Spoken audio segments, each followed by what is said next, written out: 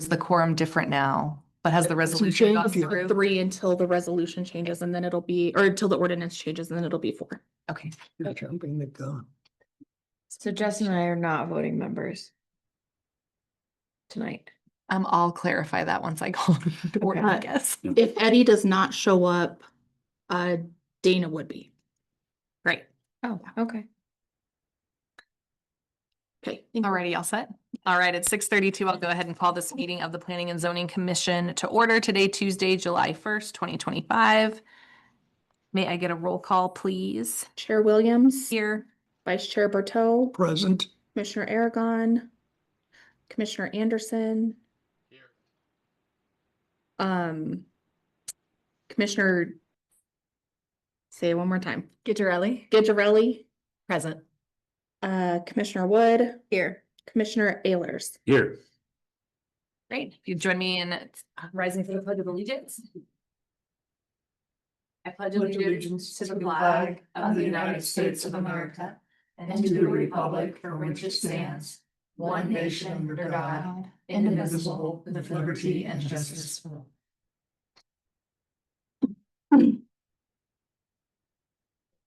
And are there any public comments tonight that aren't associated with an agenda item? They're in person or online? There's nobody online that's not affiliated with an agenda. And nobody is signed in. Great, thanks. We'll move on to the consent agenda then, the minutes of the June 24th, 2025 Planning and Zoning Commission meeting. Did everyone have a chance to review those? Does anyone have any questions? And if not, I'd entertain a motion to approve those. I'll make a motion to approve the June 24th, 2025 Planning and Zoning Commission meeting minutes. Second. Motion from Commissioner Wood, second from Commissioner Berteau. All those in favor? Aye. Any opposed? All right, we'll move into any conflicts of interest tonight related to any of the agenda items. Hearing none. Are there any agenda changes tonight? We do have an agenda change. Chair Williams, we are going to swear in our new members. Great. And when would you like to do that? If Now? we could do that now, that would be great. Okay, great. Yeah, I just want to welcome our two new commissioners to the board, Jen Gidgerelli Yeah. and Jack Ayers. Thank you. Thanks. Yeah, so glad that you guys are able to join. Thank you so much for helping us out. Jen, I will start with you. Raise your right hand and repeat after me. I state your name. I, Jennifer Gidgerelli, Do affirm that I will support do affirm that I will support the Constitution of the United States the Constitution of the United States and the state of Colorado and the state of Colorado and the laws of the state of Colorado and the laws of the state of and Colorado the charter and ordinances of the town of Silt, and the charter and ordinances of the town of Silt, and will faithfully perform the duties and will faithfully perform the duties of the office of Planning and Zoning Commissioner of the office of Planning and Zoning Commissioner upon which I'm about to enter upon which I'm about to enter and to the best of my ability. and to the best of my ability. Thank you. Over. These for you to sign, and then I will give them back to you, put them in your mailbox. Right, raise your right hands. I state your name, I, Jack Ayers, do affirm that I will support do affirm that I will support the Constitution of the United States the Constitution of the United States and the state of Colorado and the state of Colorado and the laws of the state of Colorado and the laws of the state of Colorado and the charter and ordinances of the town of Silt, and the charter and ordinances of the town of Silt, and will faithfully perform the duties and will faithfully perform the duties of the office of Planning and Zoning Commissioner of the office of Planning and Zoning Commissioner upon which I'm about to enter upon which I'm about to and to the enter best of my ability. to the best of my ability. Congratulations. Thank you. I'll leave this with you to sign and just. Yeah. Well said. Justin, can you hear us? Yes, I can. Okay, Sheila is going to swear you in. Okay. I'm just gonna look at this screen. I don't know if you can see me. Yeah, I don't know why we can't hear him. It's up to 90. You can't hear me? It sounds like you're just coming in, Justin, through one speaker here. Okay. So give us just a second. Is there a volume that needs to be set on the owl? Shouldn't be.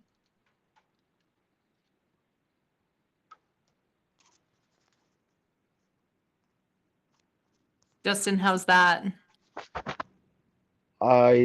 Is this better? Yep. Yay. Better. Perfect. Thank you. Okay.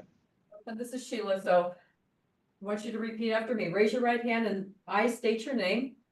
I, Justin Anderson, Confirm that I will support do affirm that I will support the Constitution of the United States the Constitution of the United States and the state of Colorado and the state of Colorado and the laws of the state of Colorado, and the laws of the state of Colorado, the charter and ordinances of the town of Silt. the charter and ordinances of the town of Silt. I will faithfully perform the duties I will faithfully perform the duties of the office of Planning and Zoning Commissioner, of the office of Planning and Zoning Commissioner, on which I'm about to enter, on which I'm about to enter, to the best of my ability. to the best of my ability. Congratulations. Thank you.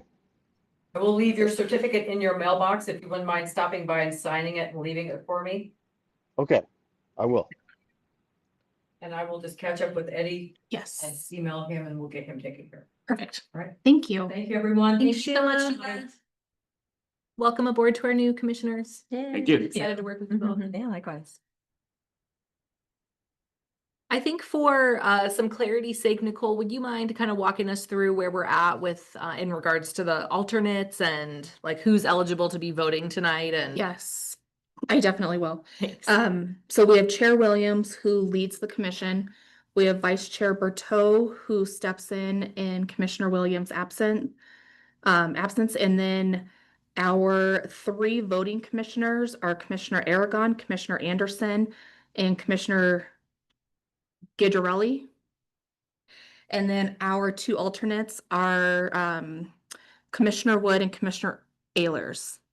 So if one of our voting commissioners is gone, Commissioner Wood is our first alternate.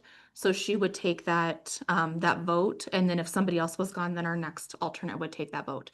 And this is until we're able to pass an ordinance. We're working on an ordinance revision right now that we'll talk a little bit more about later, but until that takes effect, this is what the voting would be. Great. Yes. Thanks. And in Commissioner Aragon's absence tonight, then Commissioner Wood is a voting member. Correct. So we're all voting members tonight. Yes. Great. Yep, and Commissioner Anderson is online and a voting member, so Commissioner Ehlers would not be a voting member tonight. Ah, Yes.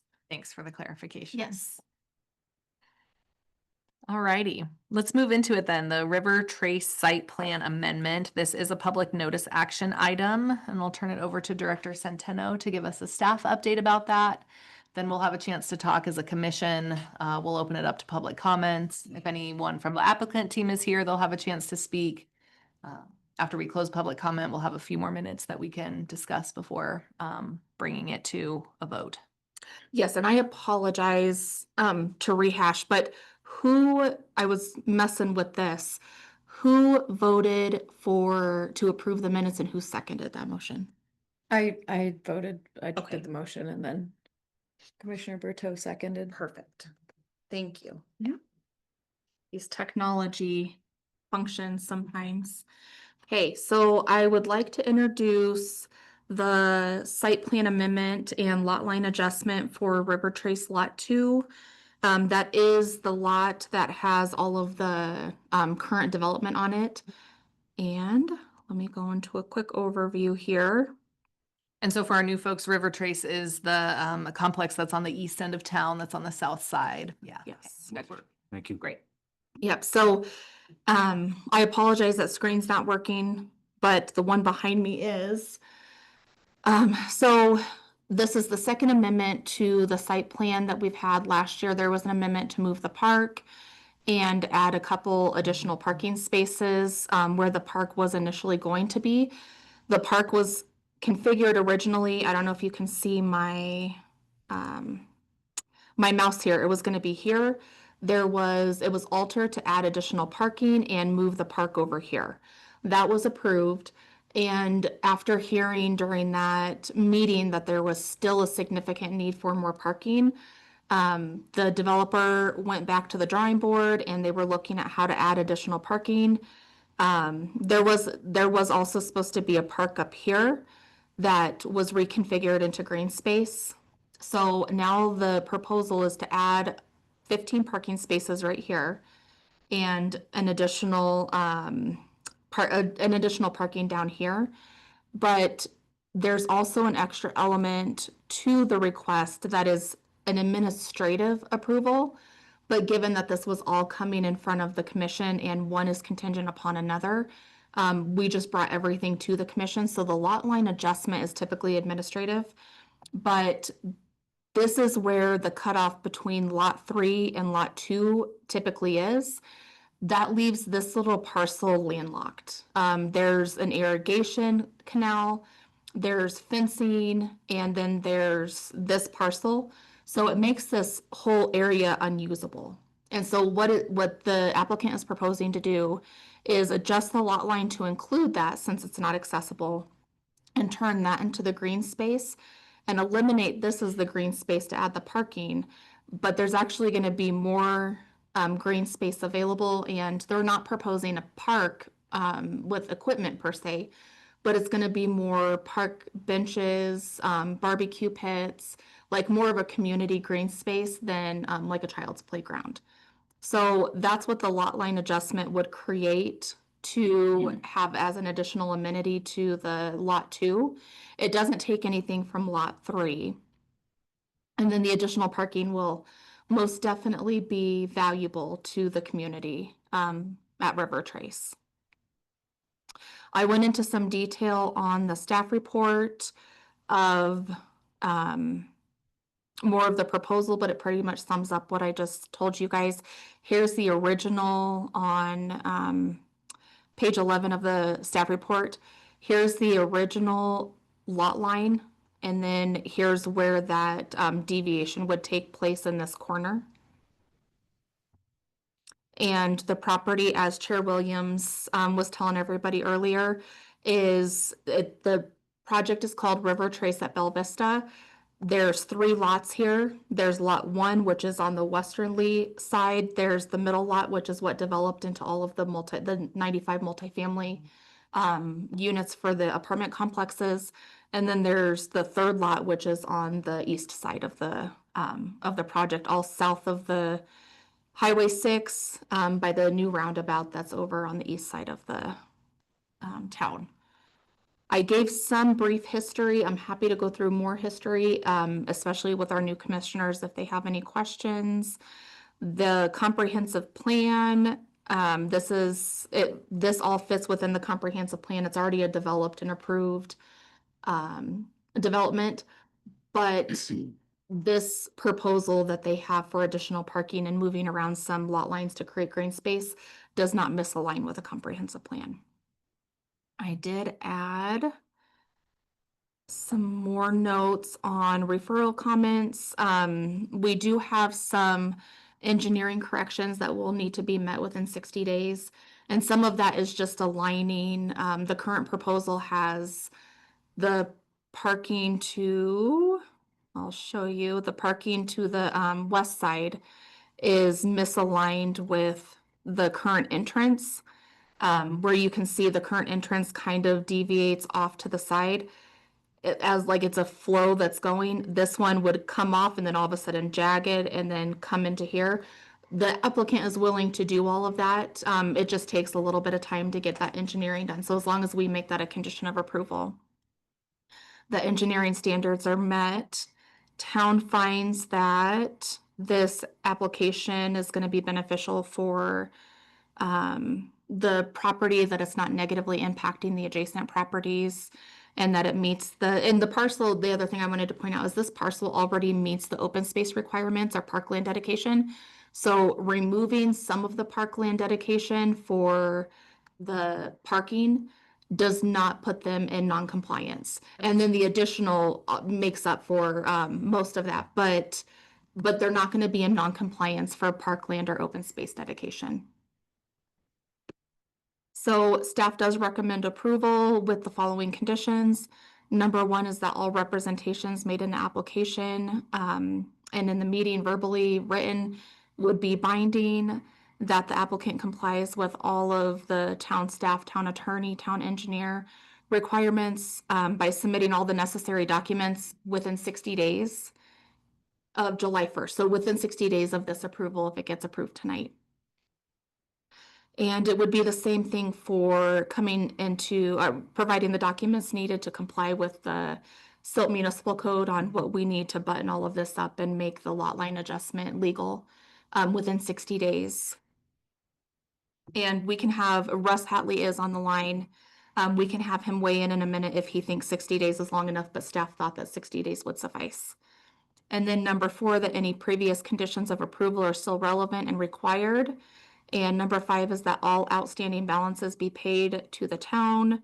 And I do have a recommended motion and an attached resolution as well. And I'm happy to answer any questions that you may have. Great, thanks, Director Centeno, appreciate it. Russ, I can't see his last name. Hatley. Hallie? Yes, Russ Hatley. Mr. Hallie, did you want to provide any comments and addendum to Director Centeno's? Well, I thought the staff report was very comprehensive and Nicole's introduction was very complete. So I have nothing to add to it, but I'm happy to answer any questions you may have. Great, thank you. So there, go ahead, Dana. Nicole, I did have a question. You said that the piece of land that's gonna be purchased and placed into this property for parkland, you said that it was not accessible. Are you just meaning because they don't own it currently and they are going to own it, or are there some issues as far as like It's it being- landlocked, so it's, you can't access it from Highway 6. Okay, And then on the Lot 3 side, they were, a part of the requirement for their infrastructure for the project as a whole is that they had to fence off where the irrigation, they had a fence and culvert where the irrigation was running through. okay, And so that's part of that fencing, that they can't access it from Lot 3. And so not owning lot, or it not being part of Lot 2, they also wouldn't have legal access from Lot 2. So it's just kind of Got it. sitting there unusable at this okay. point. Thanks for that clarification. Are there different owners? Or is there? There are 2 different investment groups. Yeah, So there's 95 units in total. correct. What's the breakdown of single family or excuse me, a 2-bedroom or 1-bedroom? That is a good question. Russ, do you know off the top of your head? I do know it fairly close to the top of my head. There are 45 2-bedroom units. There are 32 1-bedroom units, and there are 18 what we call loft units, or some people refer to them as studios or efficiencies. So that leads me to the next question of, according to the SILT code, how many spaces are required for the studio? How many are required for the 1-bedroom and how many are required for the 2-bedroom? So at the time that this application came in front of the commission a couple of years ago for approval, they did meet the parking requirements that the code required at that moment in time. So we can't require that they provide any additional parking just because our parking code changed, but they recognized that there was an issue and they were trying to provide additional parking just to be beneficial to their residents, because they've also heard that parking has been difficult, and they have still been under construction too. So a lot of their parking area hasn't always been accessible due to them having to fence off construction areas. So this helps better, these 19 additional parking spaces help better meet the needs of what would bring them to compliance with our current code, but it still wouldn't bring them to meeting our current code because we increased it quite a bit. Want to guess for me how many they would be deficient if it was the current code? I can try to figure that out. Russ, what was Oh. the breakdown again? 18 studio, 32 one bedroom, and 45 two bedroom. Yeah, there are a total of, I believe, 143 bedrooms. And this brings our parking count to 143. Yes, that's good. But a two-bedroom unit might be allowed more than two vehicles. Yes. Is there guest parking that's also Oh. factored into that, or it doesn't sound like it? Yeah, that would, That is the total parking with this 20 units that we want to add. I believe I saw there was, if we have like an estimate of 2.5 individuals per dwelling, looking at 238 residents.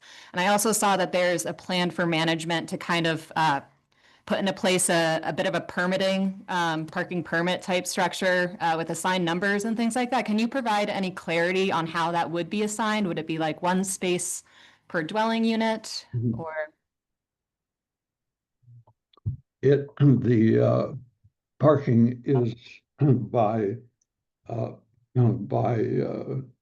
identified decal for each unit, and we only issue one approved parking decal per bedroom. So if someone has a third car, which some people do, we typically don't have issues with people driving 3 cars. We have issues with them storing a third car, which they don't drive very often, or a boat or something like that. And so we try to help them arrange parking off-site for their excess vehicles.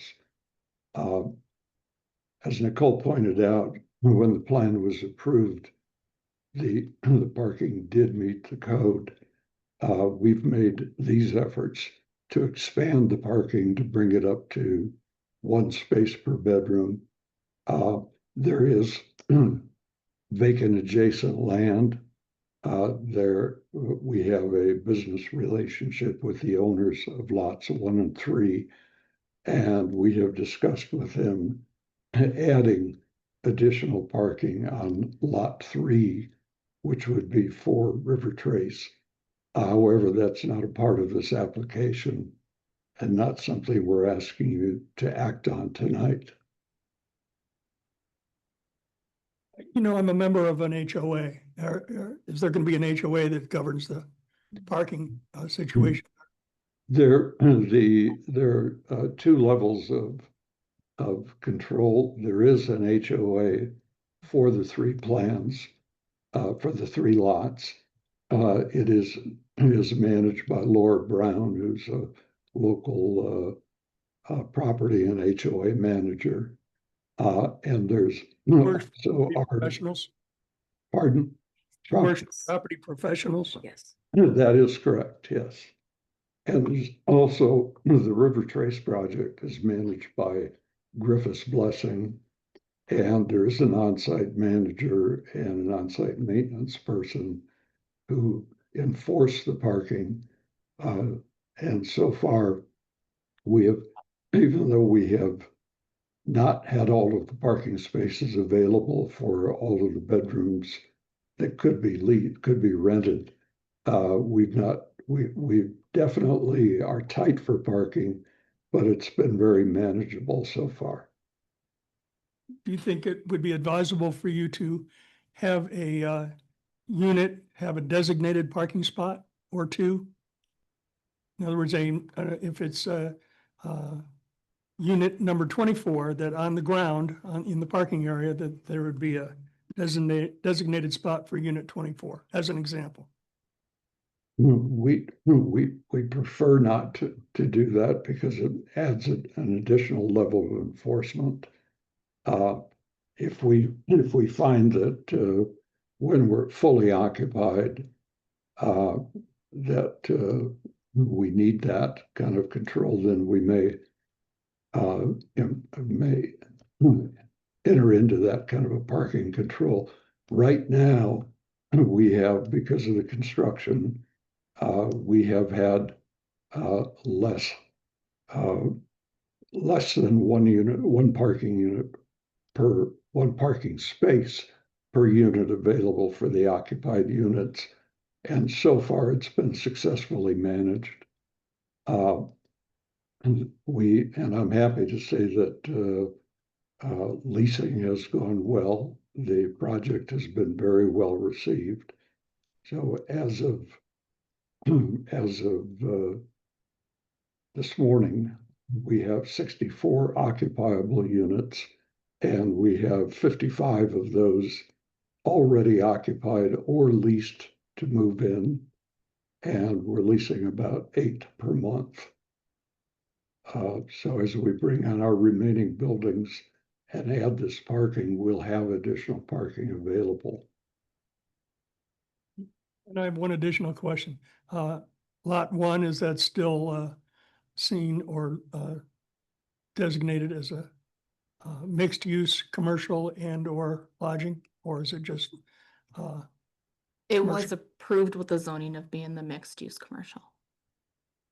I believe, yeah, it's commercially zoned in the PUD. I believe the residential overlay is on lots 1 and 3. And so there would not be a residential application on lot 1 conforming with the zoning. We do not own that parcel. As I say, we have a business relationship with the owner, but we don't control their development plans. And I do have some answers for you. While you guys were discussing, I was crunching some numbers. They are 22.5 spaces short of meeting our current code. Okay. So these additional spaces definitely help fill some of those gaps.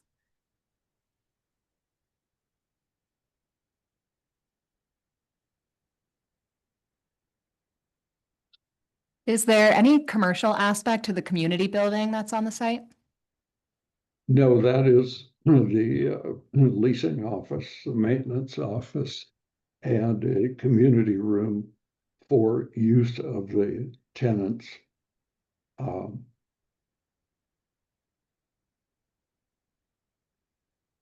What happens if all of these units get filled and then parking does become an issue? Where is there a contingency plan? Like, where do people overflow?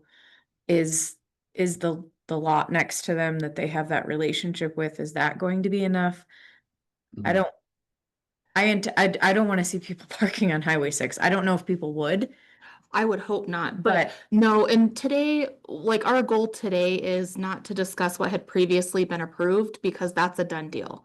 It was approved. sure. They don't have to add additional parking, but they're requesting to add additional parking to help remedy it. So we can't really, I mean, we can't go back and say, well, you know, what about this or what about that? Because that's already been approved, that's done. Sure. So our goal here today is just to determine if the current parking spaces, the addition of the current parking spaces being proposed is something that the commission will approve.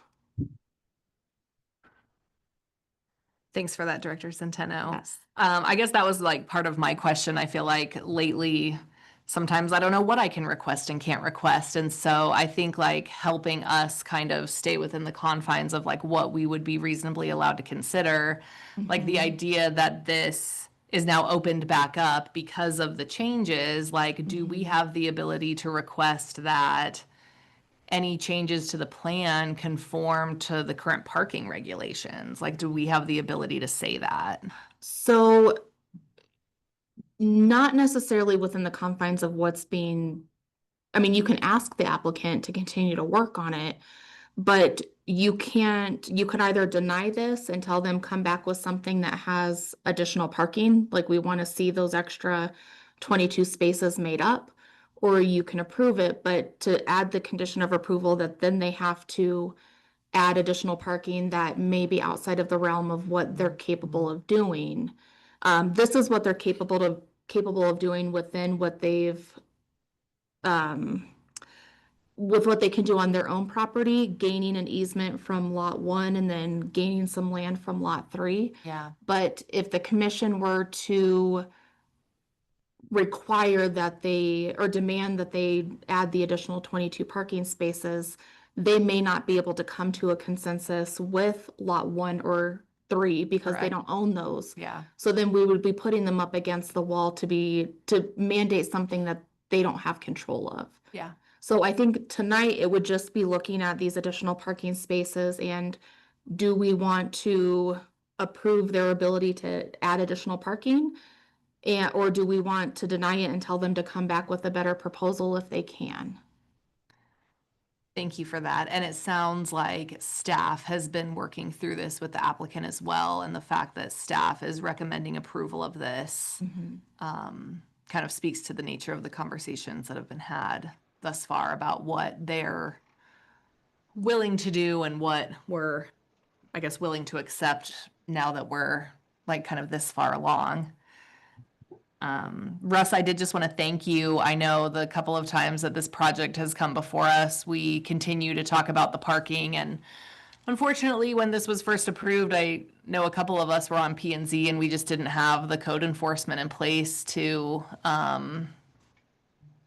stipulate that there needed to be more spots. So knew this was going to be an issue. Know a couple of people that live over there. They do say that it continues to be an issue.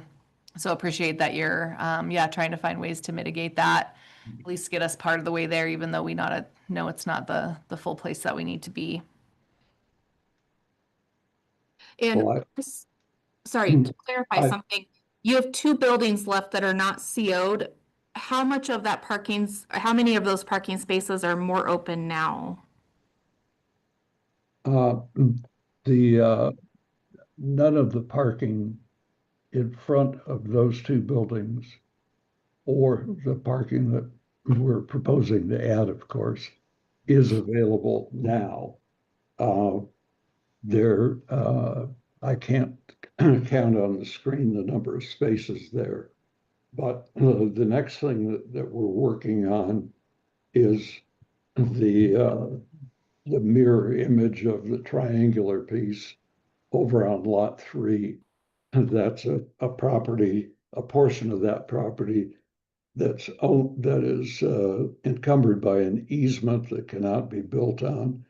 And we are negotiating with the owner of that to acquire space over there. We haven't planned it yet because we're still in discussion with them.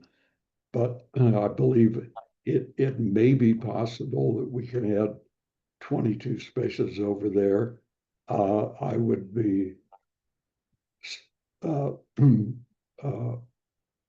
I wouldn't want to promise that, but I would say to the Planning Commission, don't be surprised if we're back with additional parking on having acquired a piece of that. We recognize we need the parking, and we're making efforts to acquire it where it will service the buildings properly. That's nice to hear, Russ. Thank you. Agreed, and it's hard to free up some of those spots when construction workers still have to have a place to park. They're going to and fro to work on the project until its completion. Is there any idea, guesstimate of how close we are to completion? Russ, you can fill in the blanks, but we have a partial for building D that inspections took place today for. And then how far are you thinking? And that's about 2 weeks out from final. What about the other building? Building E would be approximately 5 weeks from final.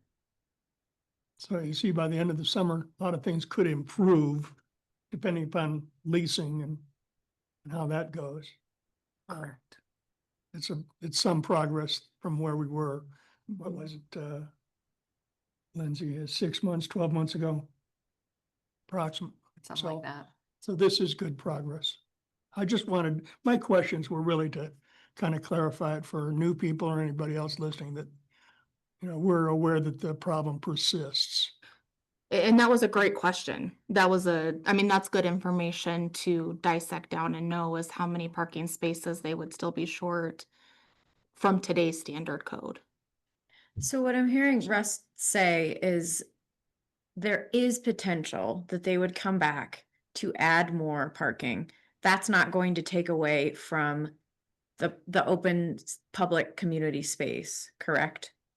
Correct. Okay. Yeah, because in order to add additional parking, they're gonna have to utilize space from lot 1 or 3. Mm. And so if they utilize that space or they're able to secure it, when lot 1 or 3 comes in front of you guys for site plan review, that's when you would make sure that they still met their open space requirements outside of the land that they would be like doing an easement over for parking access or selling to lot 2 development. And I asked about lot 1 because if it is commercial, it's gonna have to have its own parking as well. And, you know, Yes. depending upon the hours of operation, it could become a source of conflict. Correct. Yes. We don't know.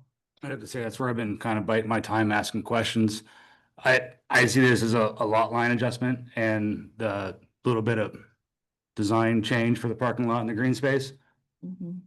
They've already been approved for everything, so if anything, I absolutely applaud Russ and his team for trying to make this happen. The fact that they're also reaching out on the west side, gonna try to possibly, can't guarantee.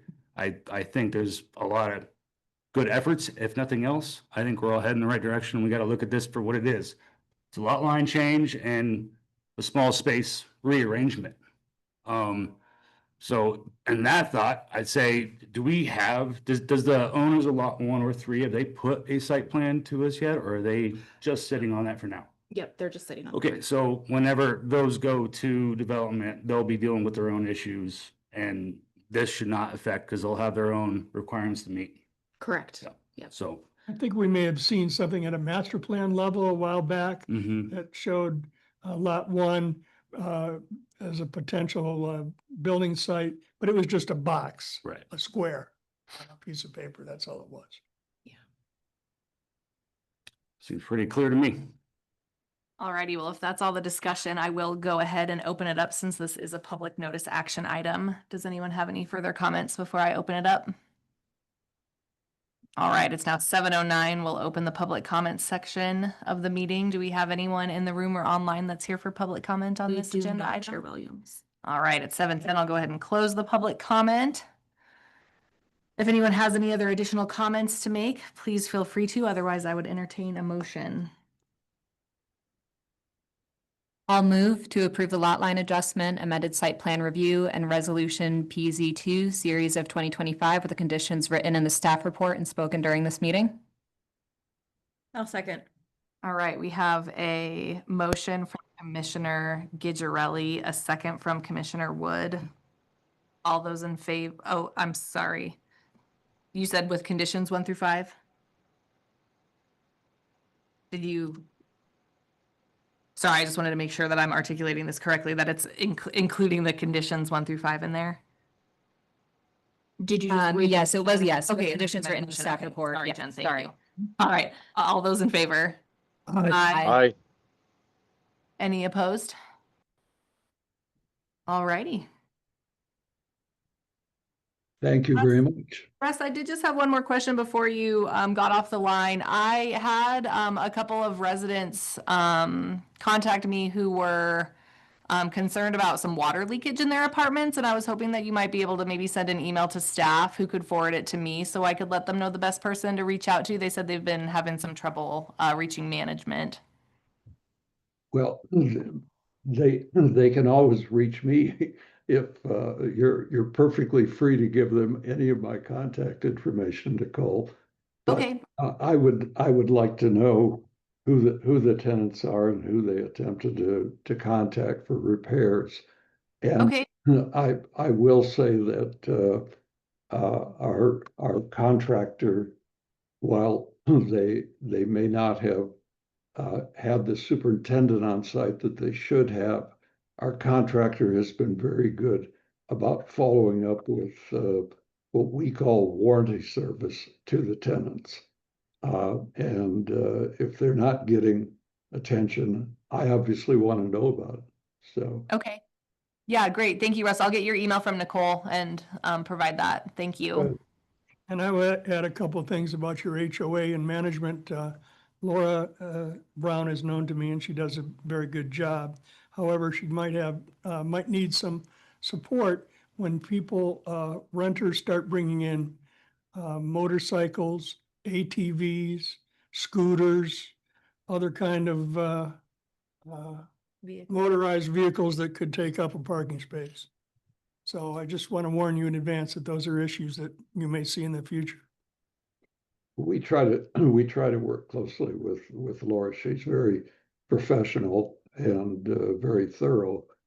And I'm very pleased with our on-site manager, Emily Schelling, and with her support at Griffiths Blessing.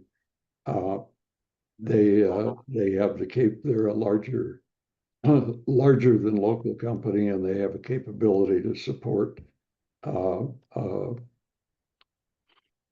service and maintenance and management attention. But I always want to know personally if there's a problem. Very good. Thank you very much. Good night. Thanks, Russ. Good night. Alrighty, now we'll move on to noise ordinance. This is a discussion item, a recommendation to the Board of Trustees. Turn this over to Director Centeno. Hey, fun stuff. I know who's making too much noise. Everybody The everywhere. cops called on them and now we're reviewing the code. This is a code update that we've had on our list for quite a few years. It has gone to the code committee twice. The first conversation was more of us kind of dissecting and inquiring what decibels mean and how you measure them and what can be different decibel numbers. And we came to a better consensus on exactly what that means. We were able to do a little bit more research. So I will go through this as quickly as I can. We had code references in multiple different areas in code, and some of them contradicted each other. So it's just kind of how our code goes. So we're repealing some sections and changing some sections just to reference the code section of 9.16. Let me get to some of the changes here. I'll highlight the couple changes that that we talked about. In unreasonable noise, we had kind of gone back and forth on a definition. We took out the or disturbs the quiet enjoyment of property because that's subjective and it's not measurable necessarily. So we moved that. We did some revamping of the timeframes and days of the week. Currently, the code reads that it's not, you can have noise until midnight on Thursday, Friday, Saturday. And so the whole table is revamped that's currently showing. And this is the first part of the code that we did was noise. We're going to have to then match. We already did the park hours, and then we're going to match curfew to tie into all of it so that everything's consistent. But for now, what we came up with is Monday through Thursday, 7 a.m. to 10 p.m. Considering that that's most people's work weeks. Some people still work on Fridays too, but that would be the night before. That it would be 10 p.m. that they would have to stop. We settled on 65 decibels. Friday is 7 to 11. We figured nothing great happens after 11 p.m. So we probably shouldn't keep it at midnight. We moved it to 11 p.m., which is also the 65. Saturday is the same. Saturday, it starts a little bit later. It starts an hour later, just because we realize that people are home Saturdays and Sundays and maybe don't have to wake up at 5 or 6 o'clock in the morning to go to work. So creating that buffer to where the noise wouldn't start until maybe 8 a.m. would be beneficial to the community. Saturday, it's still going to be 11 p.m. And then Sunday, it goes back to that, like everybody has to work the next day, 10 p.m. timeframe. And we did, and some of these repealed or strike throughs that you see are not from our current code, but they're from the original code rewrite that we were working off of. and that was all residential. In the business district, it's daily from 7 to 11, and that increases to 75 decibels. And then in the business industrial, we did not limit it because we currently have one business industrial district, which is Heil Construction. And it's a little bit farther outside of town, and we would be very cautious with our business industrial zoning in the future. And if it became an issue, we could always relook at this. But I mean, if Heil's guys are out there and they want to start working at 5 o'clock in the morning, we don't see any reason to restrict that. And it being industrial by nature, they may actually, a lot of industrial uses may work overnight, like there may be production overnight.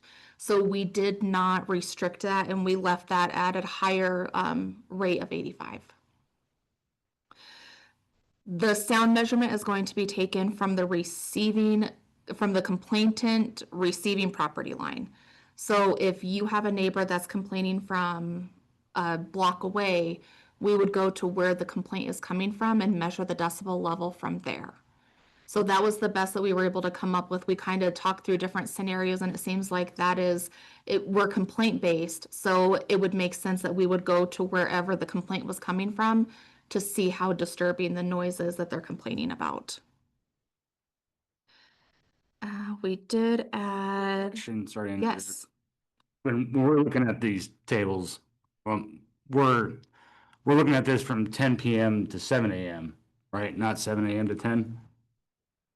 so they can have that decibel level of noise between 7 AM or, 7 AM and 10 PM, Monday through Thursday.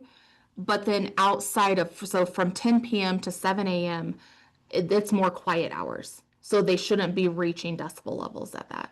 So what is that max? I think in my mind, that's when the complaints are coming or outside of daytime hours.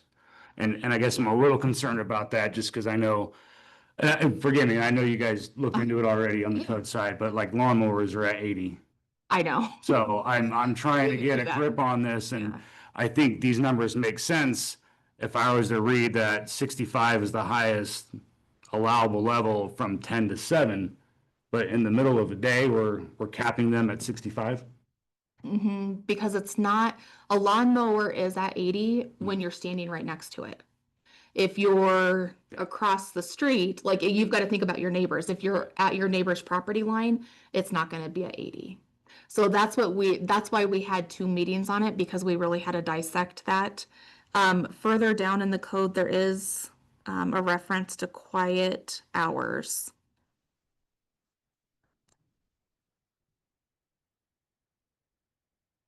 Let me find it.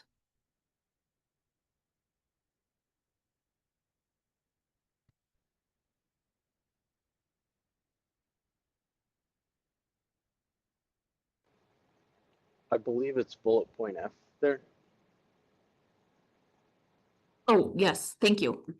Yeah, so on page 42, bullet point F does say quiet hours begin at 10 PM Sunday through Thursday and at 11 PM Friday and Saturday. So that would be, and this is again subjective, but the best way that it can be written to give our police department a little bit of flexibility. But it says during which time activities producing unreasonable or amplified noise are restricted. So it does restrict the ability to have noise between, like during the quiet hours. But if it's something that the police department shows up and they're like, well, like, there's not a lot you can do about that, or there's not, what if it's somebody's bug zapper in the middle of the night that's like going off that somebody's upset about, or, so it gives the PD a little bit of flexibility there. But we do specify quiet hours. And this is an open discussion. So this is where we want you guys to ask questions and give feedback, because during the subcommittee meetings, we don't think of everything. We try, we have a lot of different perspectives that give feedback.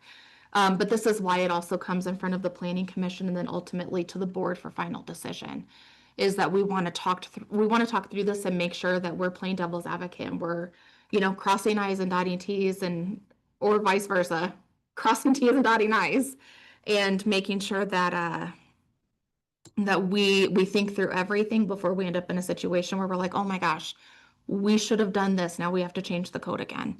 But the decibels, yeah, if you guys have any additional feedback on the decibels, because we were looking at, and as we go further down, there's construction noise specified, because heavy equipment for somebody building a foundation can be upwards of 103 to 115 decibels. And so then we had to keep bringing ourselves back to, okay, hold on. This is from not standing right next to it. This is from a complainant's property line or where somebody's complaining from. So definitely give feedback if you have additional decibel knowledge. And I would like to add that the chief of police sat in on the second session to Yes. actually talk to us at the committee about how enforcement would occur. And of course, it wasn't lawnmowers that he was talking about. It was parties on weekends at night. Mhm. And so he's gonna go one time and give a warning, and if it persists, he might go back and then have to make a decision about whether or not to use a citation or whatever. I love the idea of them being able to make the decision on the spot at the time with the people involved. I think that's good, but I also think that's a double-edged sword where it can come back where, let's say we have a complaint and they've called and nothing gets done, and they've called and nothing gets done. There's no way in my mind to protect our department or the town from, say, a lawsuit or something, if we don't actually have some kind of number on it and can say, look, this is why we're not doing it. I don't know, I'm sure the lawyer's involved, I'm sure that, he has plenty to input on that regard. I would love the idea that we wouldn't need this ordinance, period, in a perfect world. I think the next best thing is giving the PD some leeway to make the call. I trust in them to do the right thing. I'm just concerned about residents who feel, right or wrong, if they feel they're unjust, handling the situation, they for one have no leg to stand on, because they can't even prove PD is handling it incorrectly. And at the same token, PD can't prove that they are. Are you thinking, is your concern with the quiet hours not having Yes. a decibel Mm-hmm. limit? Okay. Yeah, because Because not having it in there leaves it totally up to however someone's feeling that night.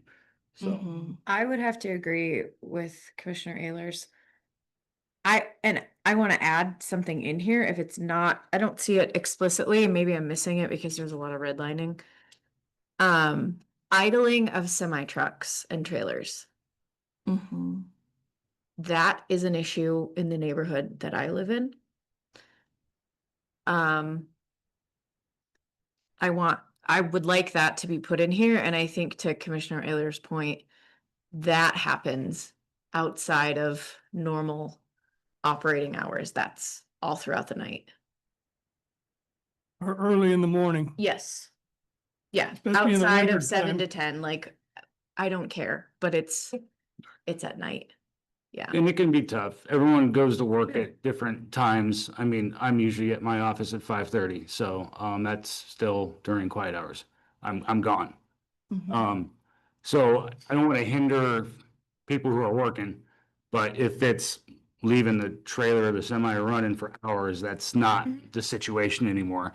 Where again, goes back to giving the PD, they got to have some leeway to be able to do their job and the intent, and let them have that leeway. I just think, like I said, it can go both ways, and it might become problematic because they don't truly have a leg to stand on, and then it's coming back at them. Well, and specifically where I'm talking about, there is a no overnight parking sign where this is occurring. So, Well, it sounds like it's already fixed. It just has to be enforced. yes. Yeah, and I think part of that, because you're talking about the gas station, like Mhm. Golden Gate is close to where she lives. And so there's some different approvals there, but I know that the police department has talked about that before. I will get more information about what that conversation entailed. I will double check with our attorney. I don't know if the noise ordinance is where, because I think that might be more vehicle. That might fall in like more into like the law enforcement codes rather than the noise ordinance code, but I'll double check. I'll look into that. Yeah, either way, I think that needs to be addressed somewhere and something written down that it can be enforced upon. I think that's the disconnect is there's a sign there, but when there's issues that come up around that noise, Mm-hmm. it doesn't get enforced because I don't think that's written anywhere. Yeah, yeah, I'll double check, because I know that they were approved to be 24 hours. And if people are, all of, So yeah, I had a couple of comments that I was gonna offer up. One, I don't know if it's reflected in the minutes of when Golden Gate came to seek their approvals. It was years ago. And yeah, I specifically remember the applicant sitting in front of us and telling us that it would not be 24-hour parking, and they had no intention of making it that way. And now I've driven past it for years, and there's, trucks that spend overnight in there, and my grandpa and uncle were both truckers, and so I never say anything. And but I Yeah. specifically remember those meetings indicating that it was not going to be 24-hour parking over there, and there were conversations around that. And so whether or not that's reflected in the meeting minutes from that, Yeah. and that's like enforceable or what was represented, I can Mhm. speak to at least what I remember approving from that meeting was that that truck stop was not to have 24-hour parking. okay. Um, I'll look into all of that. okay, And thank you. And jump on that, yeah. I also just wanted to thank you and the Code Commission for coming up with all of this. It sounds like it was a couple of meetings worth of discussions, of which everything that we're talking about was probably already brought up. Nicole, I was hoping that you might just speak a little bit to like who is on the Code Committee discussions.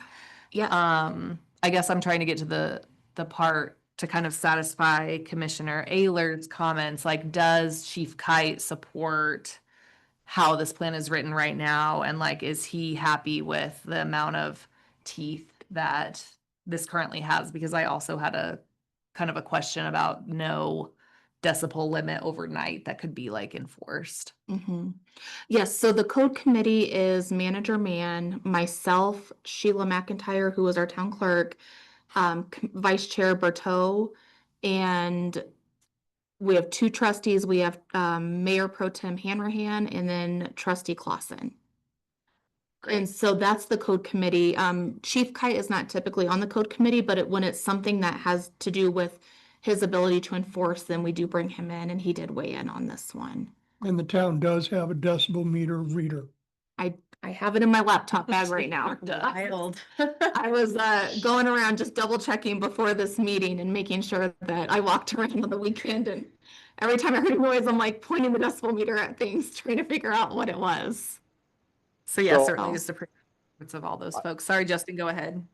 I'd just like to play devil's advocate. I understand the concern with not having a number, but with the way it's worded under section F there, activities producing unreasonable or amplified noise, that kind of gives the police full control to use their discretion.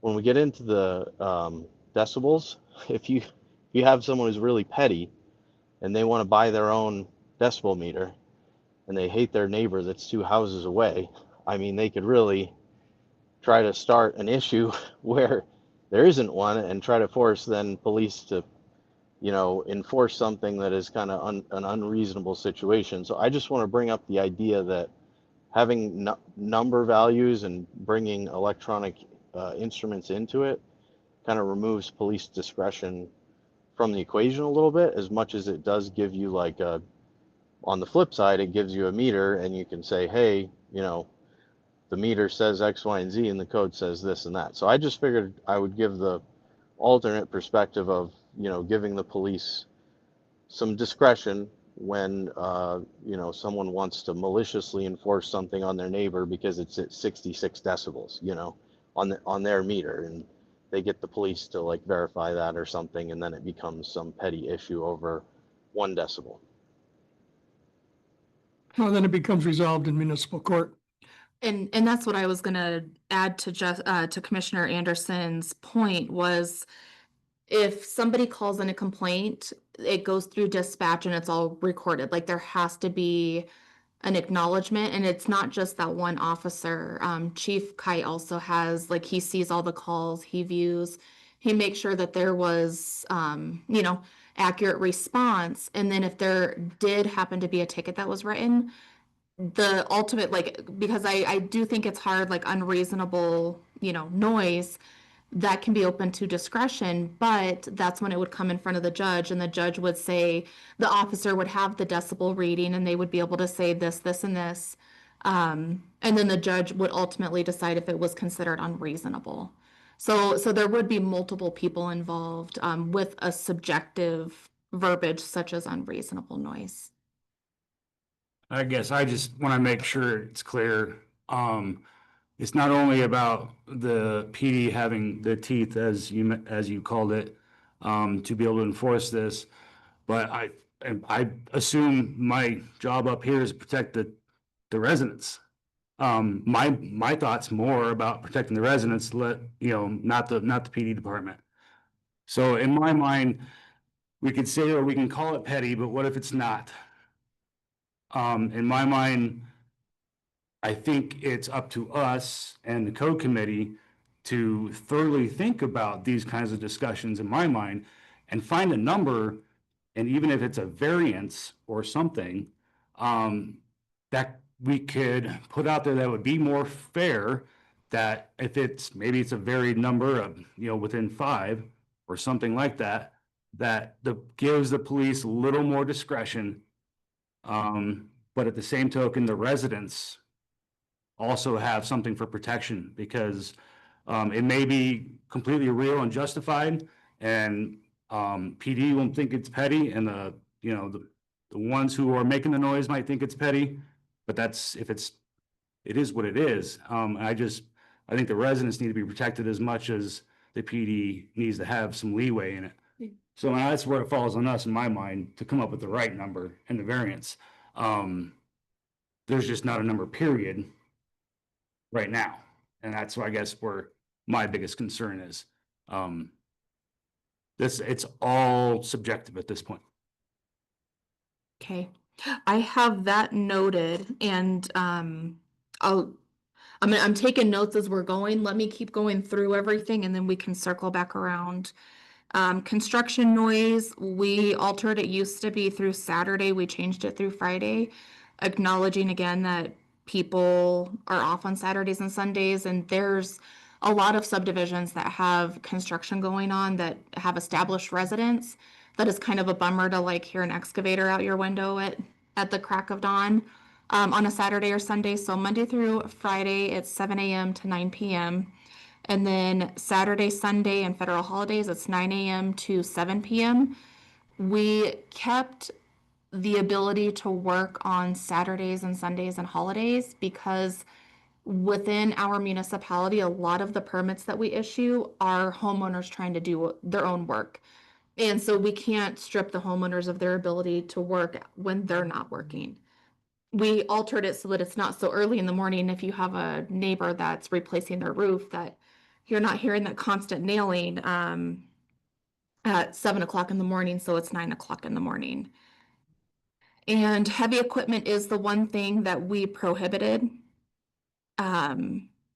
with the understanding that if somebody wants to do construction outside of the realm of what's provided, they can ask for a variance. We striked out variance. We didn't like that word. They can ask for an exception. And that's just so that if somebody is trying to do something more emergent and they need to use heavy equipment on the weekend, that they could. We do have the noise limits for construction, which are higher than the other table, just because by nature, construction noise is going to be louder. And so we put those extra added decibels in there just for construction noise. And then we also limited the continuous noise of impact, just so that it wasn't just all day long of like a nail gun. We did specify emergency work. We did add snow removal to that because sometimes, people are out plowing. I know Public Works is out at 4 o'clock in the morning if it snowed overnight. And so they're out and the noise might be slightly irritating to some people, like the noise of the plow going, but it's for health and safety. So we just made sure that we put that emergency work in there is it's exempt from having to meet the noise requirements. There are some exceptions and special requests listed. We do have the violation for the enforcement. We do have some of the exceptions are municipal operations, which would include emergency water line breaks or snow removal or whatever emergency they get called out to. They would be covered and not have to hear, they might hear noise complaints, but they're not going to get in trouble for the noise complaints because they have work that they have to do on an emergency basis. Town-sponsored public events, we have our concert series, we have different things that the town does that offers a community event that is going to be exempt from that noise as well. Our new park regulation that we had just passed for our new commissioners, there's no live music allowed in the parks unless it's a town-sponsored event or projected movies in the park unless it's a town-sponsored event, just so that we can better control what's happening in the general public. And so that aligns with making sure that town-sponsored events are separated from daily citizen use of everything. Agricultural operations, we left in there. Trail and public transit. We can't control the railroads, so that noise is what it is. There's some more information on exceptions and what is going to be required of an application. Some additional enforcement policy. So some of these, they're not redundant, but they're broken out differently for the different aspects of the construction noise versus the regular noise. And we did remove any violation fees because that's determined at the time of court or at the annual fee schedule that the Board of Trustees adopts every year. We did in Title 17, we removed the impact noise and just referred any noise questions to Title 9.16 because again, that's where we kind of had some differing information. We removed everything else out of Title 17. So everything that's striked through was in Title 17. And then in Title 12, we removed the other information that was in there and just redirected people to 9.16 also. As we go through this, I was talking to our town attorney before the meeting this afternoon, and there was a couple more things he wants to discuss and add. So what you guys are giving as recommendations tonight and what we're talking through, this is not going to be the final draft that will go in front of the Board of Trustees. There's a couple case law studies that our attorney is like, we are adding this, like you need it. We want to make sure it's in there. We do have several parcels within town limits that are actually part of the county. And so we have parcels that are landlocked, surrounded by town that are in the county. We have parcels, so kind of sporadic throughout town. But the verbiage that the town attorney would like to add will essentially specify that even if you're not within town limits, the town has enforceable noise ordinance that will be able to ticket and uphold the noise regulations for the town on a county parcel. So it can be outside of the town limits and we would still have the ability to write a ticket if we needed to. So long as the complaint is coming from within a parcel within the town. Mm-hmm. Yeah. Yeah. Makes sense. Yeah. Yeah. So we have, even like we have River Run across the interstate. Everything to the west of them right now is in the county. And there's applications for annexation, but it's in the county. But if they were throwing crazy parties, bonfire parties every weekend, then we would have the ability to say, hey, even though you're in the county, you're disturbing the peace within our town limits. And then we'd have the ability to write them into court. So there was that. And then they had a couple, I was talking to both of our attorneys. They had a couple of other suggestions. They said there's some state statute that they want to go through to ensure that we're not, that we're meeting the state statute requirements, even though we're home rule. They want to make sure that again, we're being consistent. So they'll take a peek and double check those couple case laws that they were looking at before it goes to the trustees for final decision. Is there any other information that, and I'll go through this with our attorneys. So it's the decibel noise for quiet hours, the noise of vehicles. Was there anything else that? Idling vehicles. Idling Idling, yeah. semis specifically. But I think idling vehicle, yeah, but I'm talking about semi specifically. That's more than one issue. Yeah, that, actually. I do think that that's addressed in traffic code model, but I'll double check. Okay. I appreciated the inclusion of the animal noise. That's the biggest one in my neighborhood. Yes. Just with dogs barking and folks not feeling like they have any enforceability when we have neighbors that just have their dogs kind of Mhm. yapping all the time. So Yes. really glad to see that inclusion in there. Yeah.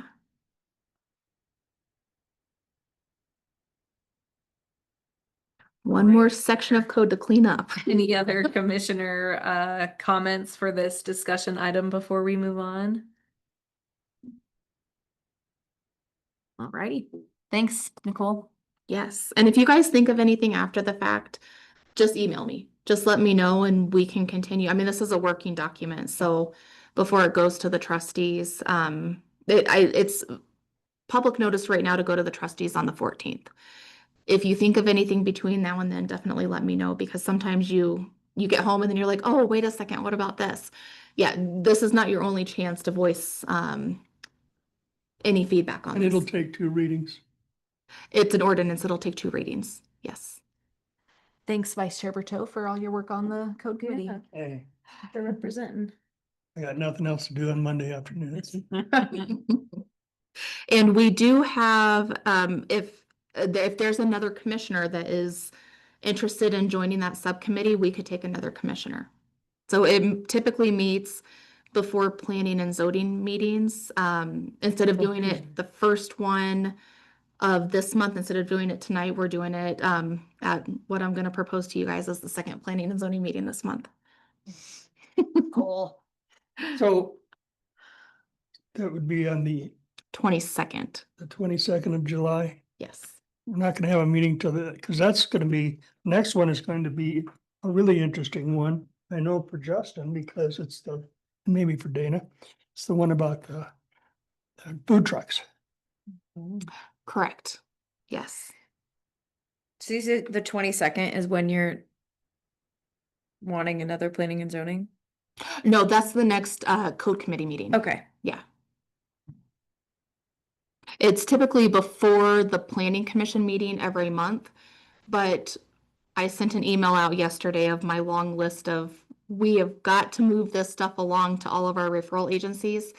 And if we can catch up and do 2 meetings in July and a potential of 2 meetings in August, I think we'll be caught up enough to go back to 1 meeting and just stay consistent with 1 meeting. Okay. Yes. But you'll email us and let us know, this is. I what think so. I want hope to she say. tells us tonight. Yes. Or yeah, if you tell us tonight, that'd be even better. Yeah. So this month's would be the 22nd. Okay, that's what I was asking. Yeah. Okay. Yeah. So that would be the next planning and zoning meeting, just not the code committee meeting. Gotcha. Yes. Okay. Thank you. All right, next on the agenda is the planning chair and vice chair election. This is an action item. I'll turn it over to Director Centeno. Yes, so as we were going through the code for the commission and revamping that to be a 7-person voting board, we were reading through the whole code for the planning commission and realized that part of our code is that our chair and vice chair are voted on annually in July.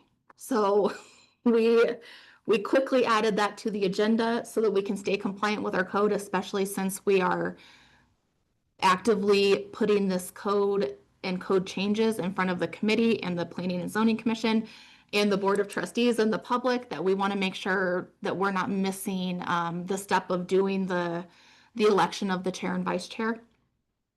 And I did reference the code section, and we're also happy to get feedback from the commission on whether or not the commission feels that this should be annually, biannually, we're not, since we're in the middle of changing the code right now, we're looking for feedback on anything that you guys think needs to be changed within the commission code too. So the code reference is within my agenda item summary.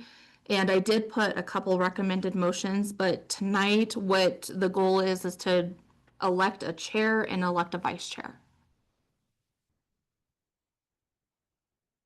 Great, thanks. Yes. And how would you recommend that we kind of start that?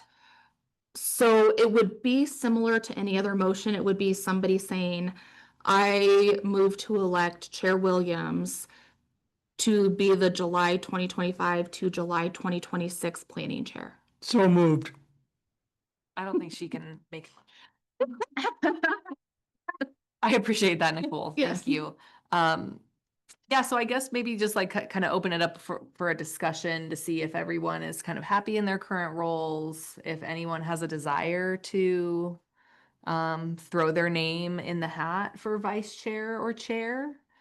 I did have a conversation with Nicole last week.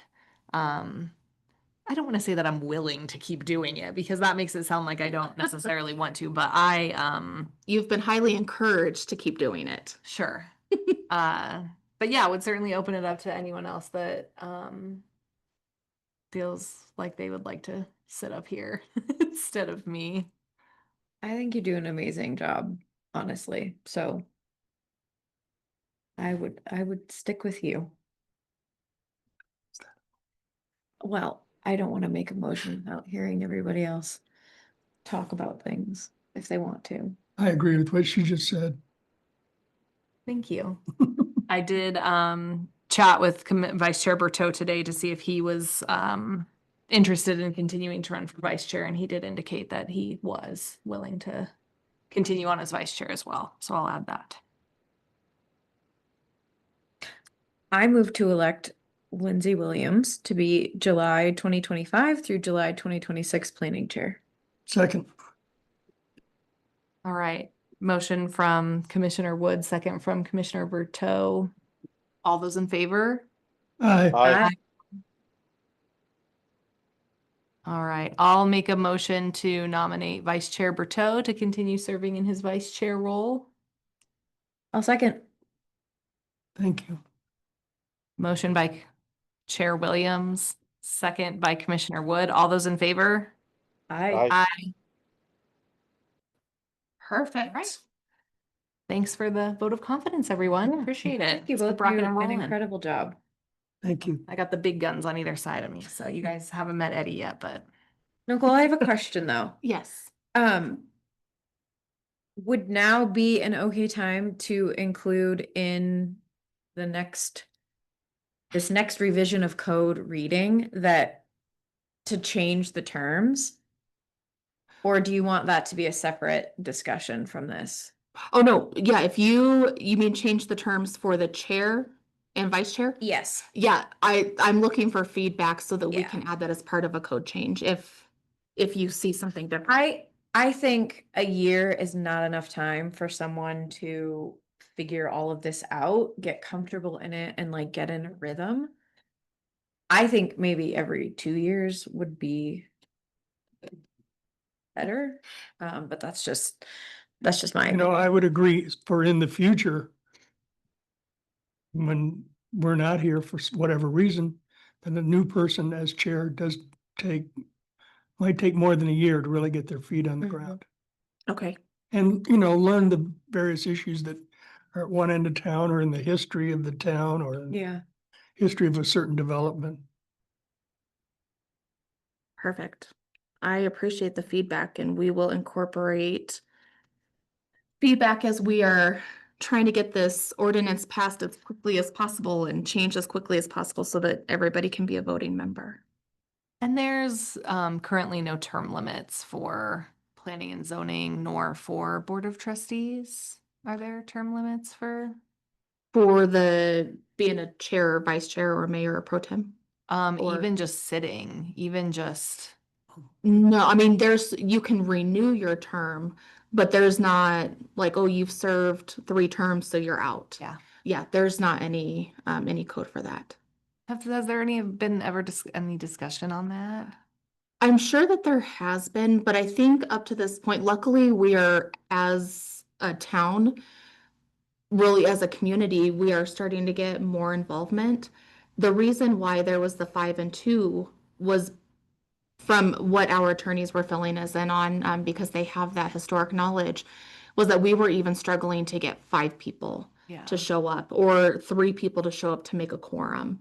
And so now that we are starting to have more community members be more community oriented and get involved in boards, we are having the capability to move from a 5 to a 7 voting board with the understanding that, with the confidence that we are going to be able to create a quorum with 4 people at every commission meeting. Mhm. And so I think some of those, I don't think it's been put into fruition or really discussed because people are not necessarily knocking down the door to volunteer Yeah. to be on a board. Yeah, that makes sense. So, but it's definitely something we can look at and discuss. And this commission, this reelection for this commission was great because we actually had that many people apply. Yeah.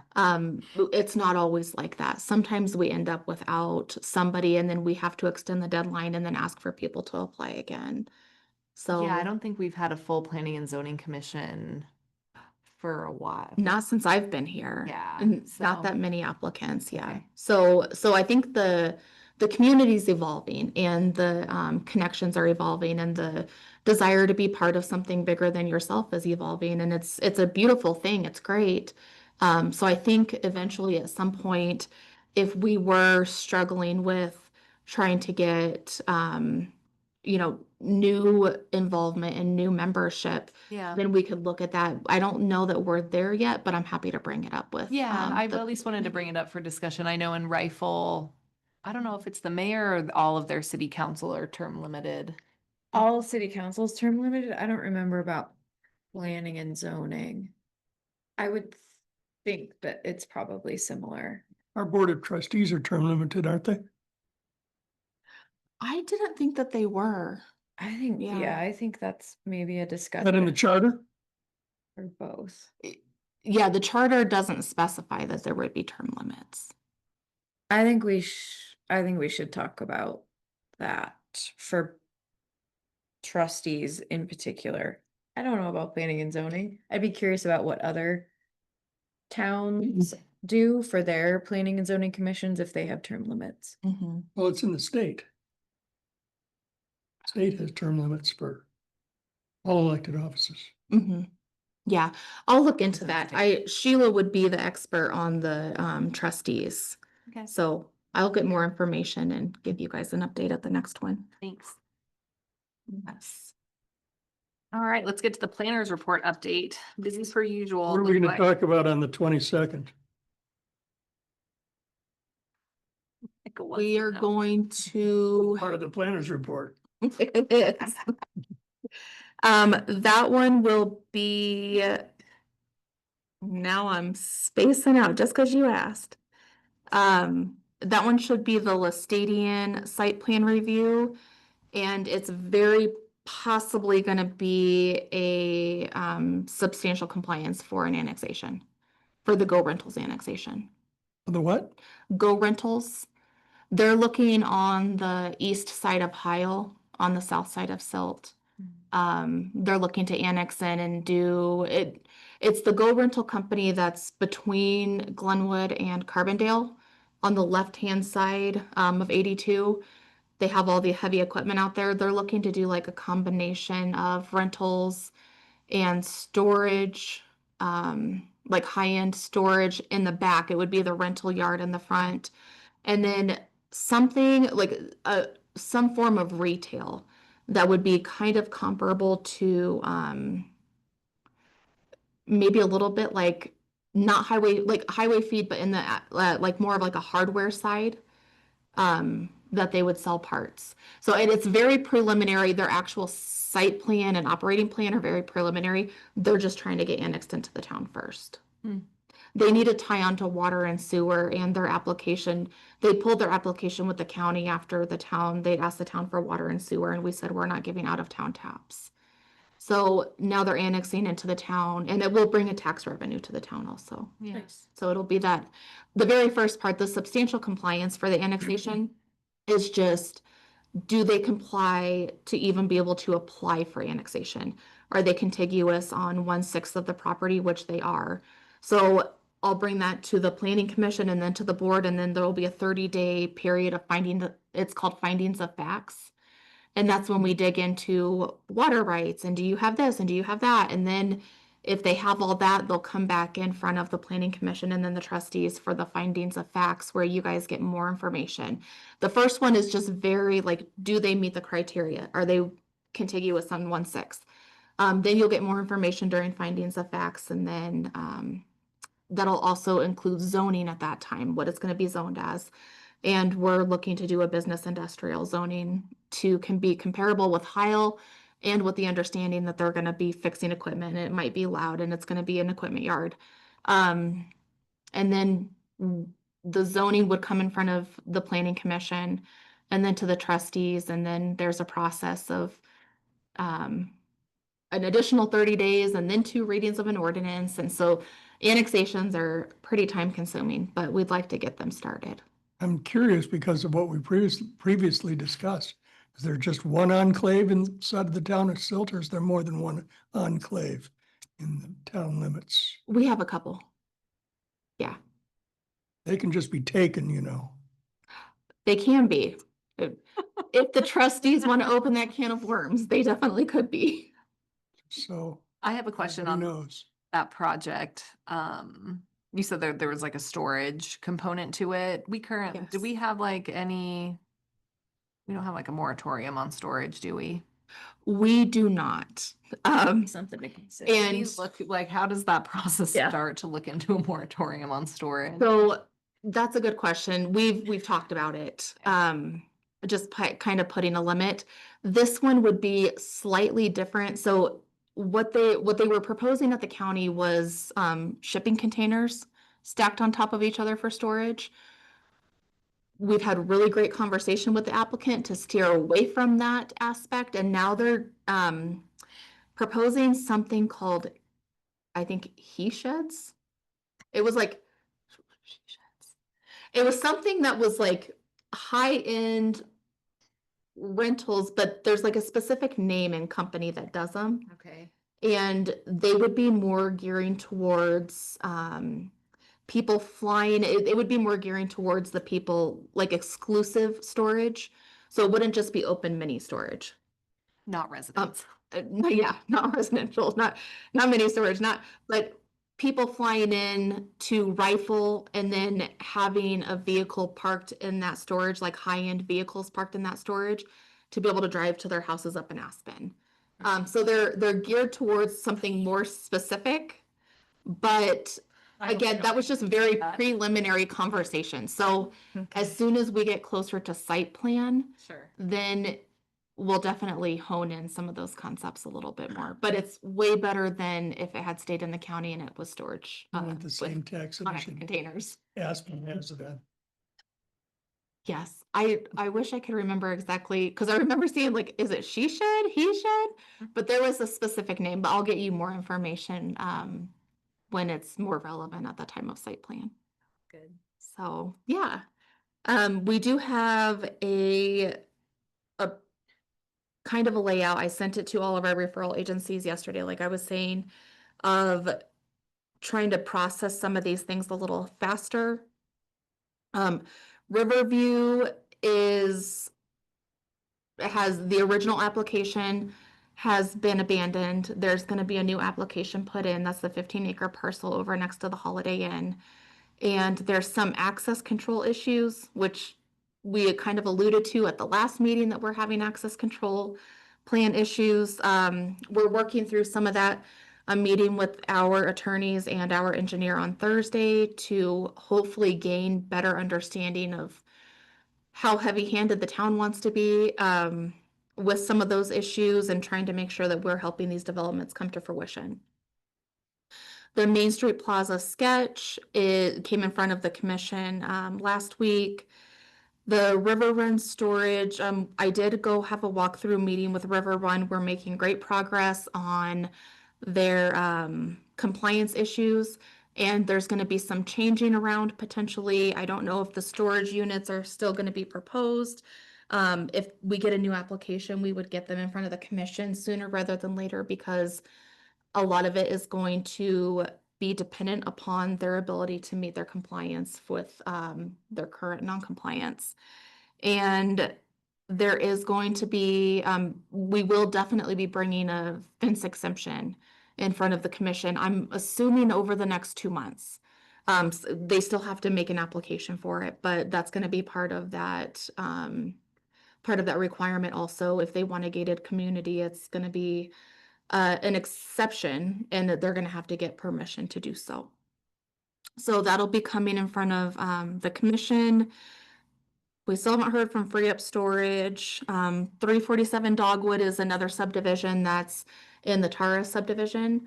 And it's a longer parcel that was intended to be multifamily. They're going to subdivide it before developing into 4 lots and then develop each lot individually. It's a minor subdivision with some agreements. So a little bit more of the process of a major, but it's still considered a minor subdivision. And that one should be in August. We're hoping to get that in front of the commission in August. Rislinda is supposed to be going in front of the Board of Trustees again on July 14th.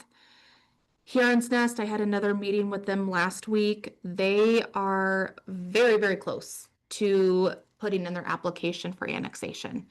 So hopefully we can make that happen for them.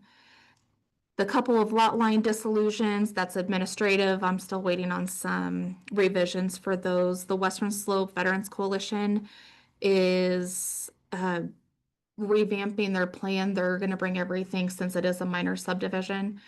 They don't have to go through preliminary, so they're actually working on getting all of their documents to as close to final as possible so that we can get them through their process as quickly as possible and we can get them in the ground. Are they still on the west side of town? Just gonna They ask are. that.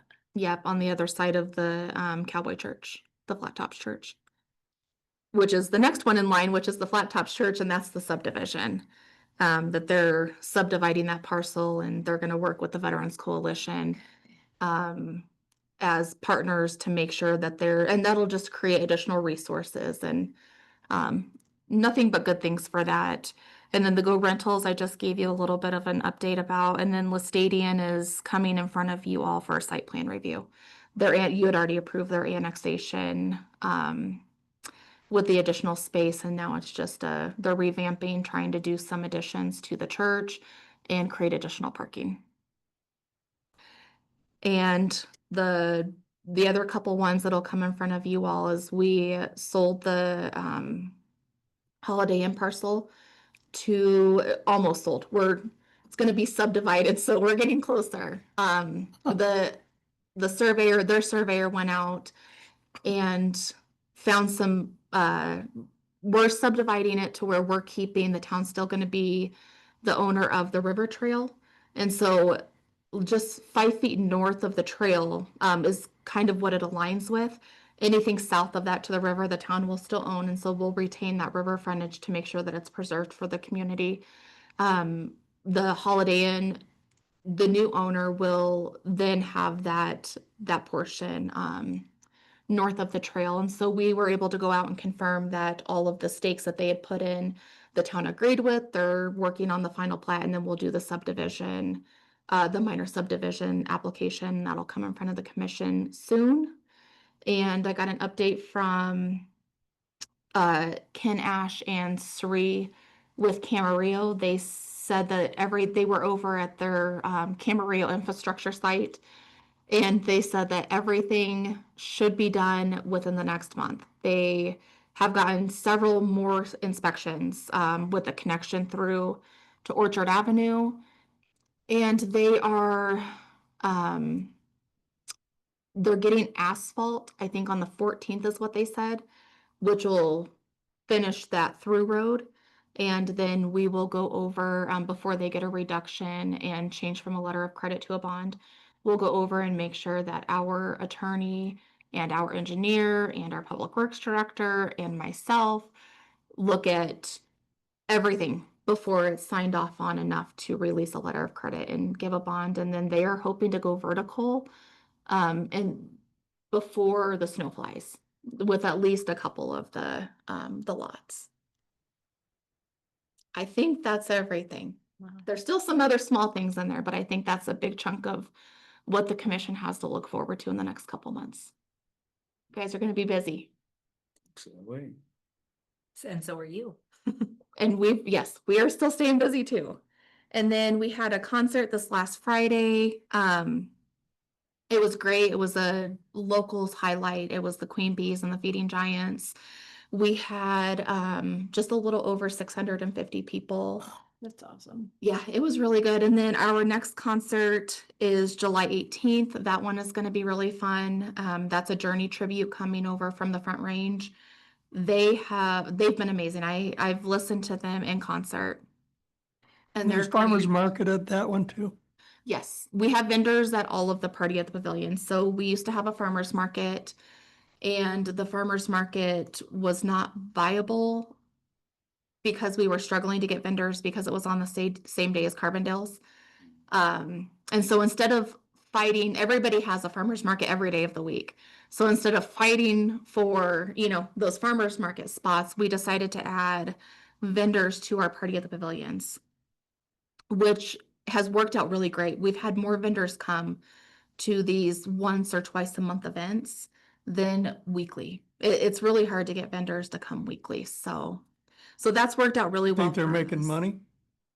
Everybody continues to tell us that they're doing great and that they want to come back to our Party at the Pavilion. So What's that permit fee for them to be able to be a vendor? we do not charge a permit fee. Really?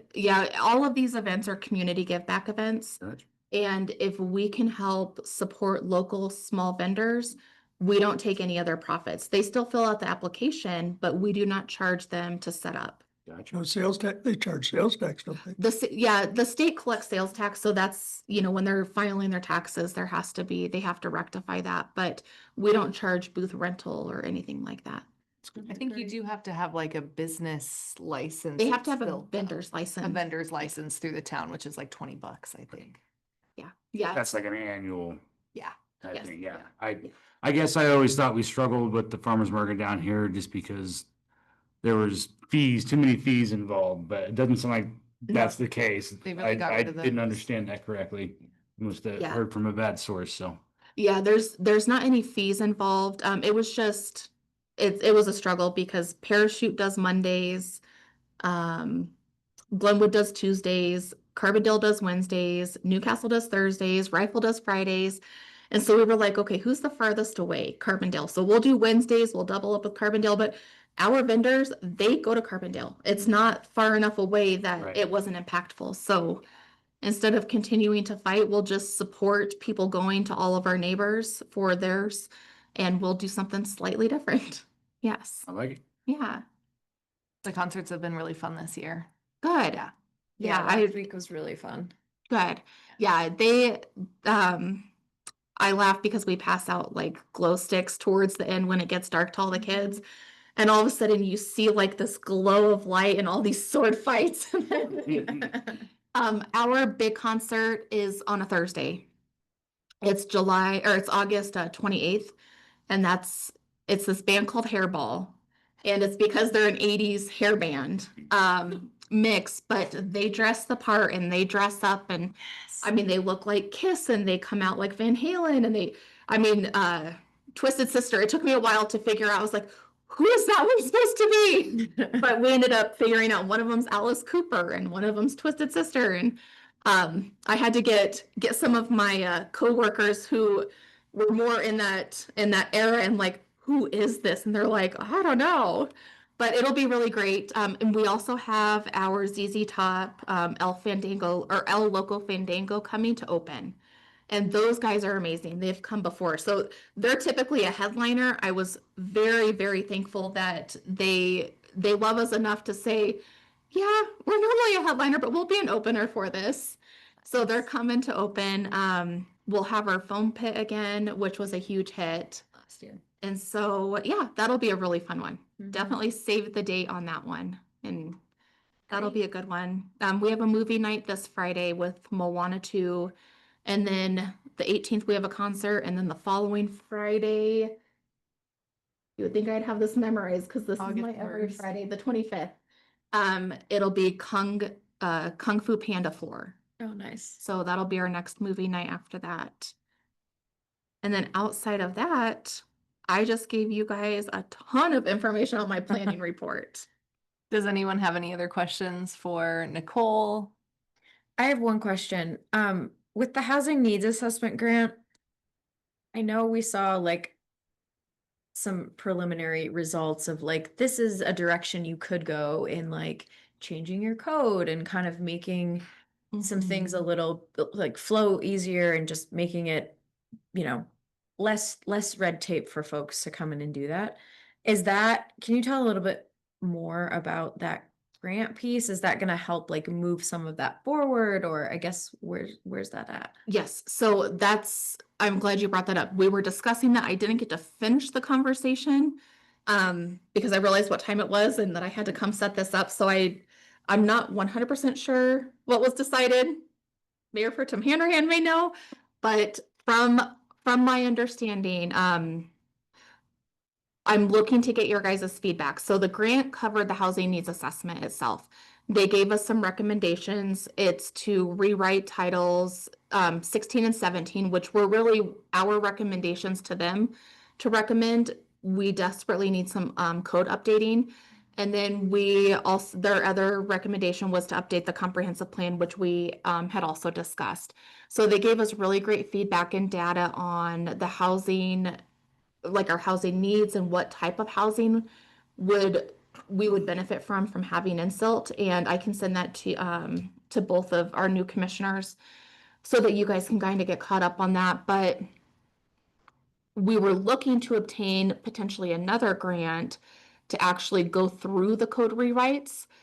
As we were discussing some things with our attorneys today, we started to realize we kind of need to rethink and revamp our thought process on rewriting 16 and 17. Having an outside entity come in and kind of write blanket codes that may not be applicable to our town, and then us having to go through and revamp those code rewrites might take more time and resources than if we were to home bake it. And so with the understanding that home baking it is going to take more time. Well, rather than rewrite, are there some other municipalities you can plagiarize? And that's part of what we do when we home bake it is we look at other municipalities and we see what we can not reinvent the wheel on and use, but still customize it to meet what we need it to meet.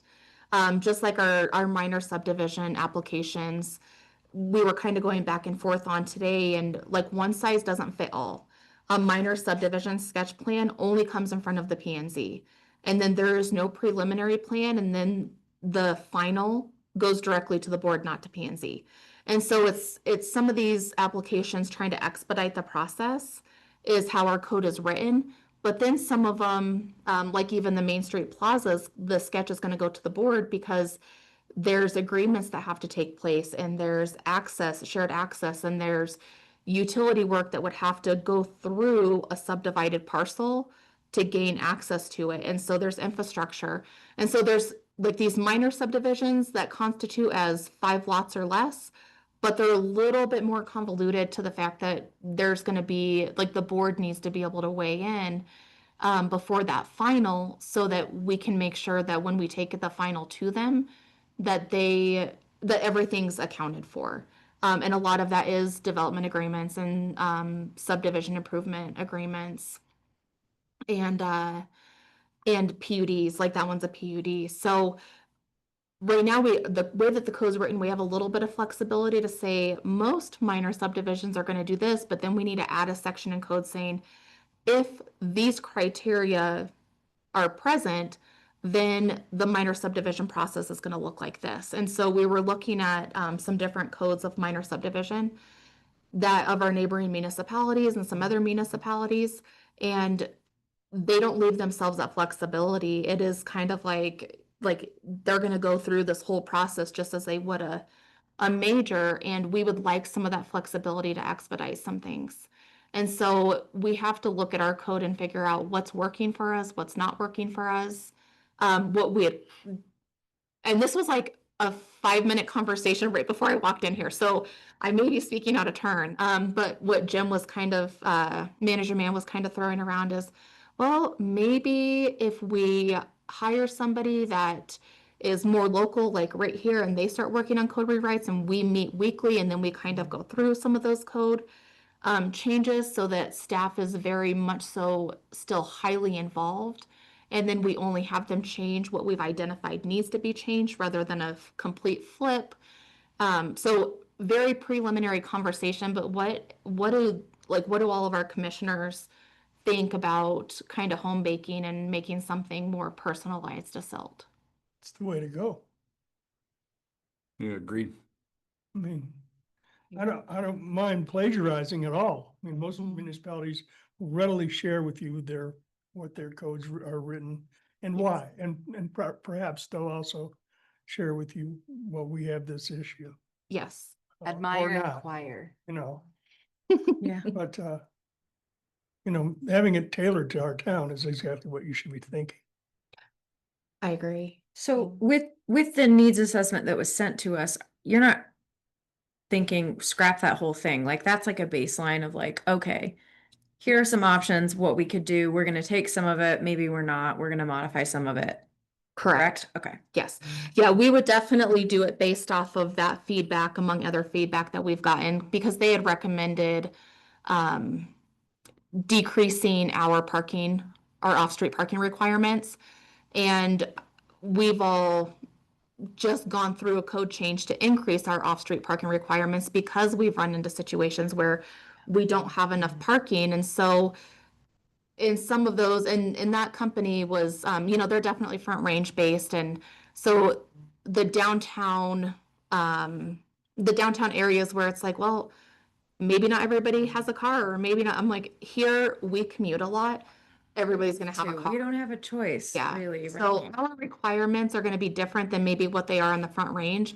And so we very much appreciate and take their recommendations and then look at what best suits our municipality and our town and what we're trying to preserve. As far as not being overloaded on parking or not having streets so convoluted with parking that it ends up being a one-way street and people are trying to swerve and get out of each other's way and especially with the multi-generational living that we've been experiencing. So there's some code changes that we're gonna look at and say, yeah, that's not gonna work for our town. But then there's some that it's gonna be like, yeah, that's exactly what we need to change. Okay. Yes. Thanks for that, Dana. Yeah. Thanks for asking about that. Thanks. I don't have anything else for you guys. All right, any other commissioner comments before we wrap up? There was a water main bust outside of my house this past week and the town acted very fast to get it cleaned up and it looks really nice. So I just wanted to give props to Oh. all the town staff who were involved. Good. Yay. Public Yeah. Works is amazing. I will Yeah, they definitely really- let them know. Yes. Yeah. Yeah, they appreciate, we grow from the feedback that's not so positive, but we love to hear the positive feedback too. So Yeah, I We're appreciate that. speedy in getting it addressed, so. Good. Well, I will share that Yeah. with them. I appreciate it. Move we adjourn. I'll second. All right, thanks, everyone. See you back here in 2 weeks. It's 3. The 22nd. 22nd. 3 weeks. 3 weeks.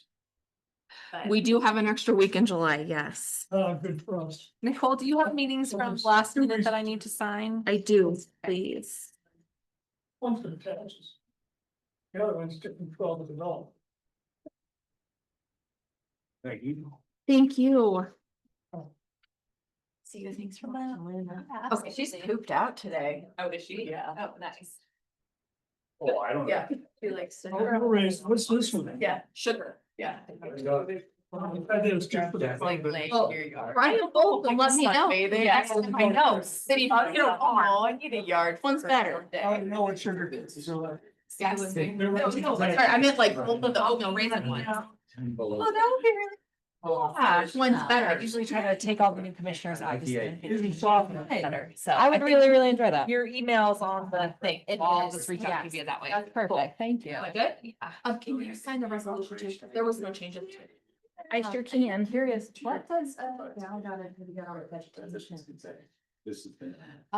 You can't. I don't think you have to do a whole lot. Yeah. Let me, Like the idea of having. a So- number to at least guide the discussion. normally it's a trustee starting on it, but let me see. No, okay, I thought I saw planning and zoning on the, maybe I misread it when I was. But I know, I think, no, yeah. Well, That way- I should very. if there's supposed to be, we don't have one, so you would be it, but. Should be hard to remember her pronunciation since there's a. Well, then this is more like, hey, Yeah, that makes sense. Yeah, Michael, that shouldn't be hard at all.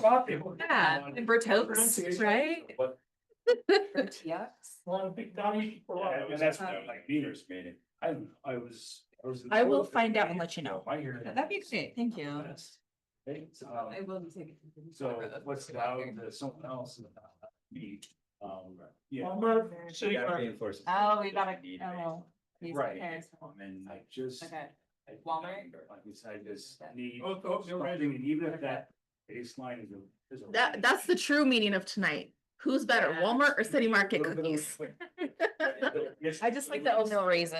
Exactly. Because it's an overnight. It's a little pressure, I think. Anything I was gonna else say, too, just from that initial vibe, Otherwise, we've got to say zero. to a little 55. high. Right, right. But it would be my brain. Oh, we're all where's talking Walmart? about it, like the ceiling. Walmart this go around. It's Walmart. Right. No. Well, and maybe the way we allow PD to have more discretion on their Thank own. you. is That city. Will be done. We don't run into petty, we don't want that. I don't wanna, have to levy out the money, yeah, I wanna go through this. Justin's. Stick it in his safety. Something to stand on. Dollar codified base fine, includes 55, 58, 62.5, whatever that number is. And that exact, and that's just for me, I don't know what that number is. It sounds like they've done a little research to understand what those numbers mean in a real world scenario, where I haven't, so.